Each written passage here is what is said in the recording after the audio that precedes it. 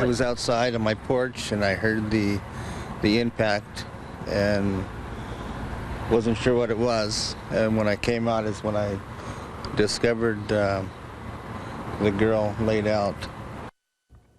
She was just 17 years old, and tonight a teen from Delhi is dead after police say an intoxicated driver hit the young woman and then drove away, only to return to the scene later. Action News North Valley reporter Natalie Granda joins us live from the CHP office in Atwater for the latest on the investigation. Natalie? Well, Liz, we spoke to the teen's family and some neighbors, and they are still visibly shaken and devastated by the loss. Now, officers are still looking into several different factors involved in this case. However, ultimately, they're glad that the driver responsible for killing the teen was caught. A 17-year-old Delhi teen is dead after officers say 33-year-old Michael Lindo hit her with his car, then drove off. The teen was identified as Jennifer Arroyo. California Highway Patrol officers say the Delhi driver was arrested after he returned to the scene of the crime. He thought he hit a dog. That's what he said he hit.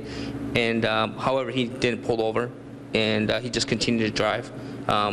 I don't know why he returned back to the scene. Thomas Metzger says he heard the collision from his porch at about 9:45 on Tuesday night. There are a few street lights along August Avenue, so he used his cell phone to see what happened. It was a little unbelievable. I was only using the cell phone flashlight, you know what I mean?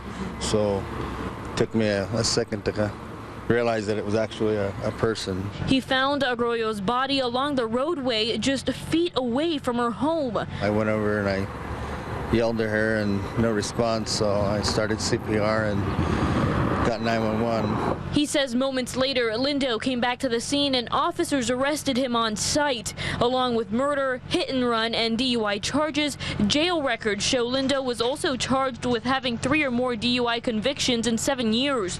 Neighbors also say the area lacks sidewalks and many drivers are speeding. In this area, this needs to be put down to residential, 25 miles an hour.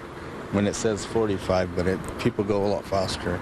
Arroyo's family didn't want to comment on camera, but say the teen was raised by her uncle and was a sweet and loving member of the family. Meanwhile, Lindo is being held at the Merced County Main Jail on a $1.4 million bond.